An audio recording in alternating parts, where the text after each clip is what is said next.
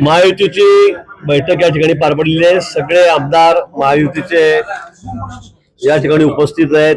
फक्त गुलाब भाऊ आहेत ते जे आज नाही आहेत या ठिकाणी। अनिल दादा राष्ट्रवादीचे आमदार आहेत, ते मुंबईला आहेत बैठकीसाठी राष्ट्रवादीचे, त्यांनी फोन सांगितलेलं आहे। आणि मुक्ताईनगरचे चंदुपल्ले आमदार आहेत, ते सुद्धा मुंबईला त्या ठिकाणी गेलेले आहेत महत्वाच्या कामासाठी। त्यांचा फोनवर बोलणं झालेलं आहे। गुलाब भाऊंचं सकाळपासून 2-3दा बोलणं झालं।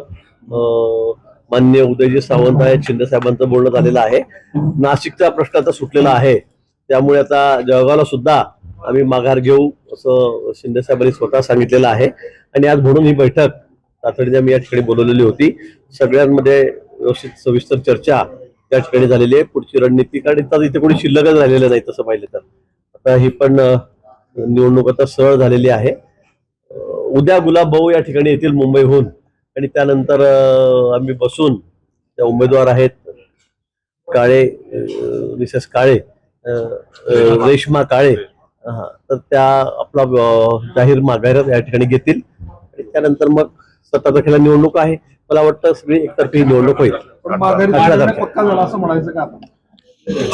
शिंदे साहेबांनी सांगितलेलं आहे। माननीय शिवसेनेचे नेते शिंदे साहेबांचं माझं बोलणं झालेलं आहे, गुलाब भाऊंचं माझंही बोलणं झालेलं आहे। त्यांनी सांगितलेलं आहे फक्त नाशिकचा तिढा होता, तो सुटल्यावर हा सुटणार होता, त्यामुळे आता तिथला प्रश्न सुटलेला आहे। त्यामुळे आता इथे काही अडचण राहिलेली नाही। नाही, त्यांचा आमचा काही संपर्क नाही। मी म्हटलं गुलाब भाऊ उद्या आल्यावर, गुलाब भाऊ पालकमंत्री आहेत, शिवसेनेचे नेते, ते म्हणून मी उद्या त्यांना बोलून घेतो, त्यानंतर हा निर्णय होईल। त्यानंतर आणखी 2 उमेदवार रिंगणामध्ये राहणार आहेत। एक अपक्ष उमेदवार आहेत, एक महाविकास आघाडीचे उमेदवार, ते संपर्कामध्ये आहेत।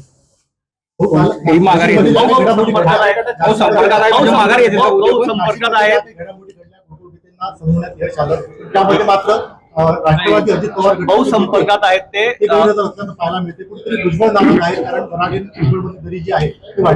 तर भुजबळ साहेब आपल्याला कल्पना आहे, काल कार्यक्रम होता त्यामुळे ते मुंबईला होते, काल तिथे नव्हते। त्यामुळे आता कुठेही तिथे अडचण राहिलेली नाही। सगळ्यांमध्ये एकमत आहे। स्वतः राष्ट्रवादीच्या नेते आहेत वहिनी साहेब, त्यांच्याशी माझंही बोलणं झालेलं आहे, शिंदे साहेबही बोललेले आहेत, आणि तिन्ही नेते एकत्र बसून बैठकी झालेल्या आहेत। फक्त इथला नाशिकचा आणि जळगावचा तिढा होता, तो सुटलेला आहे। इथले दोन्ही उमेदवार जे आहेत ते संपर्कात असल्याचं तुम्ही म्हणतायत। इथले दोन्ही जे उमेदवार आहेत, उर्वरित उमेदवार, ते संपर्कात असल्याचं तुम्ही म्हणतायत। त्यांची पण माघारीसाठी प्रयत्न चालले का? ते प्रयत्न नाही, पण ते निश्चित त्यांनाही माहिती आहे की आता ही निवडणूक एकतर्फी आहे, त्यामुळे ते सुद्धा मला वाटतं पाठिंबा देतील। कुठे? नाशिक असेल, जळगाव असेल? नाही, आपण जळगावला बघितलं असेल, परवा सगळे राष्ट्रवादीच्या कार्यालयात मी गेलेलो होतो, सगळेच त्या ठिकाणी होते। तर देवकर अप्पा माजी मंत्री आहेत, ते त्या ठिकाणी आहेत। अनिल दादा त्या दिवशी त्यांनी त्यांच्या कार्यालयामध्ये बैठक लावलेली होती। पारोळ्याचे माजी आमदार सतीश अण्णा त्या ठिकाणी होते।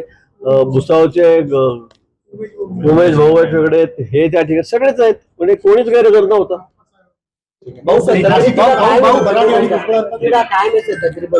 नाही, काही इथे काही प्रश्न राहिलेला नाही, सगळे प्रश्न सुटलेले आहेत। नाशिक आणि जळगावचा तिढा सुटलेला आहे। ही निवडणूक आता सरळ आहे, आणि पुन्हा सांगेल मी की राज्यामध्ये 17च्या 17 ठिकाणी, सगळ्या ठिकाणी म्हणजे 11 ठिकाणी निवडणूक आहेत, सगळ्या ठिकाणी महायुतीचे उमेदवार निवडून येते। भाऊ भिंद्रनवालेंच्या संदर्भात तुम्ही वक्तव्य केलं होतं, त्यानंतर वाद निर्माण झाला होता।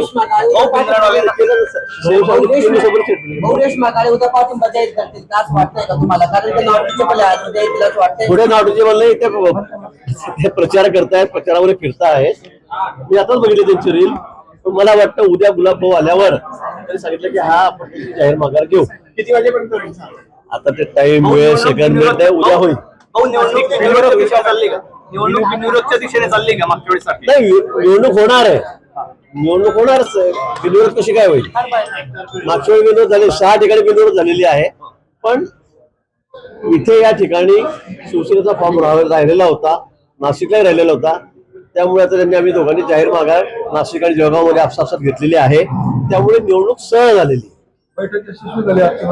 अगदी खेळीमेळीच्या तुम्हीच बघितलं, आता बैठकीत तुम्ही होतात। चला आता आपण जेवण घेऊया सगळे।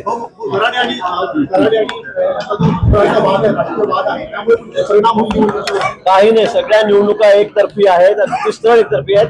भुजबळ साहेब नक्कीच त्यांना आशीर्वाद देतील, भुजबळ साहेब सहकार्य करतील, कारण आम्ही महायुतीत आहोत। भुजबळ साहेब महायुतीमधले मोठे नेते आहेत. आपसातले वाद जरी असले तरी या ठिकाणी आता आम्ही महायुती म्हणून असताना आम्हाला काही वाद विसरावे लागतील.